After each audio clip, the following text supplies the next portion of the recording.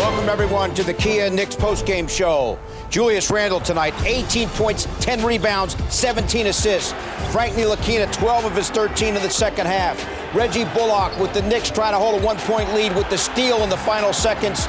After Bullock had been tied up and then lost a jump ball, he atones for that as Orlando had a chance, but Bullock, always praised for his defense by Coach Tom Thibodeau, comes through tonight when it mattered the most, and the Knicks win 94-93. Great to have you with us, everyone, from our Delta MSG studios. Bill Pito, along with Alan Hahn, out of the basement. Out of the basement. Into the grinder. You're welcome. Brought you that big dub. How you feeling? What a win. I mean, when we talked about this, they had to have this because the schedule's tough. They had lost 3 of their last 4. Orlando comes in having lost 8 straight.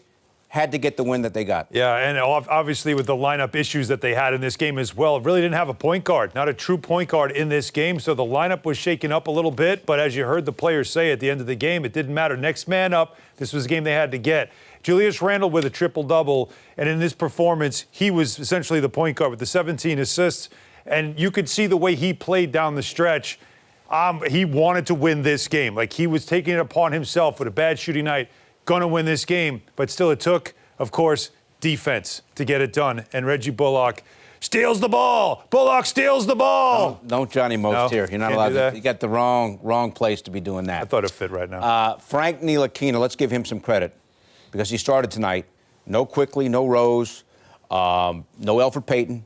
Ntilikina had gone 4 straight games without scoring a single point, and he went for 13. And I mentioned 12 of those 13 came in the second half. Yes, you had Randle, Burks, and Bullock, but Ntilikina was huge time. Yeah, critical time for Frank also when you think about it, too, when it comes to minutes and everything, a trade deadline that's coming up next week for a lot of players. And for Ntilikina, he wants the playing time. He wants to stay in the rotation as the guards will be coming back. As Derrick Rose will be working his way back. Emmanuel Quickly will be back eventually as well. Frank Ntilikina wants to prove he belongs out there. You could tell someone got in his ear at halftime and said, hey, pedal to the metal. You got to start being more aggressive because in that third quarter, he was that player you want to see. Defense, you know he brings that. It's the offense where he needs to also pick it up. With 1:59 to go in the third quarter, Alan, the Knicks were up by 16. Bill was celebrating. Not a good idea, as we've learned. Orlando then goes on a 19-2 run, and at one point they were up by 5 in the fourth quarter, and the Knicks had to pull it out. This felt like that game that we talked. This is the broken mug game. This is the game that when in Orlando, all of a sudden the Knicks went from leading easy, looked like they were going to an easy win, to they were going to lose the game, and they did that time in February. Frank Ntilikina from the corner puts the Knicks up by 1, however. Julius Randle there. That's when he said, this is winning time. Give me the ball. I'm going to make shots. 92-87. Knicks are up 5. Feel comfortable. How about Alec Burks, the drive, the finish, the bounce? Yes, he gets to the free throw line. It's 94-90. He misses the free throw. That matters. Why? Evan Fournier for 3. Snap.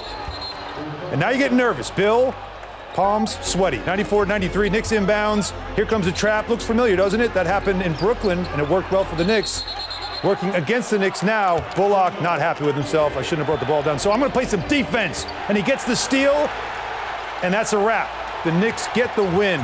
The Magic, they've lost 9 in a row now. They're a mess. The Knicks needed this. Celebrating on the home court. The fans in the building. It sounds like 20,000. It's only 2,000. But that's how Knicks fans are. That's a big win. Again, I understand. Magic aren't a very good team. They're also injury depleted. The Knicks are injury depleted in this game. They lost 3 of their first 4 coming out of the break. Look at the standings, everyone. You have to beat the teams you're supposed to beat. Orlando is 13th in the East. The Knicks are above them now. We have to get used to this. There are games you're supposed to win now. This was one of them. They got it done. Burks, you show the sequence up to key bucket, missed a free throw, but he was running the point with the game on the line. Tom Thibodeau has always made these points. Burks is really versatile and can run the offense, and Reggie Bullock is a great defender. And both of those things that he always talks about were in evidence tonight, Alan, when the game was on the line. Very important, I think, game also for Reggie Bullock. They decided to make that decision, and they made them move, and Tom Thibodeau did this. Okay, let me take Bullock out of the starting line and bring him off the bench because I need scoring off the bench, but I also need somebody that can run the point. So you take Burks off the bench, make him a starter because I need a ball handler. Well, I can't take all my points off the bench, so I've got to put some points on it. That's where Bullock comes in. Someone also has talked to Bullock as well. Trade deadline coming up. What do the Knicks need? They could use another 3-and-D guy. They can use somebody that really can make those threes and also defend. And Reggie Bullock's like, you got one. It's me. All right, shoot more threes then. Show us you're that guy. He did that in this game. Lately, he's been shooting the three more. He's been making more. And you could see in this game, off the bench, he had something to prove. 20 points and a big defensive stop at the end. Bullock had 6 made threes. His season high is 7 made threes in one game this year. So you got all the problems in terms of being shorthanded in the backcourt. So what does Julius Randle do? Runs the offense. 17 assists. Point forward. I mean, and he's been doing that this season. We have seen him, the ball running through him. And the 17 assists for him, by the way, you want some useless stats or useful stats? Useful. So Julius Randle and his 17 assists, the most by a Knicks starting forward or center since starters were tracked in 1970-71. Bernard King had 13 assists one time in 1985 against Philly. That's according to Elias Sports. So you have that going on, where he is passing the basketball and playing like an all-star, which we already know now he is. 3 triple-doubles. That sounds like a lot for a Knicks player. The last time a Knicks player has recorded at least 3 triple-doubles in a season, Michael Ray Richardson. He had 7 in 81-82. So for Julius Randle, these are these games where you're now in the history books. You are making your mark in the franchise. He is a guy, I said this earlier in the season, the nights he becomes a Knick, right? Those are the performances. And in winning time, those are the guys you want to step up. And in this game, he certainly did that. Okay, we're depleted. We don't have point guards.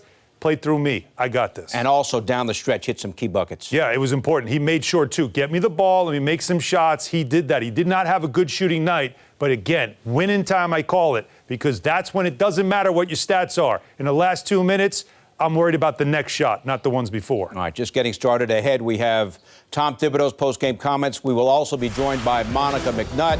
She's going to join us, and then co-host MSG PM coming up with Kaz. So a lot coming up here on MSG, including the Knicks coach. His comments next.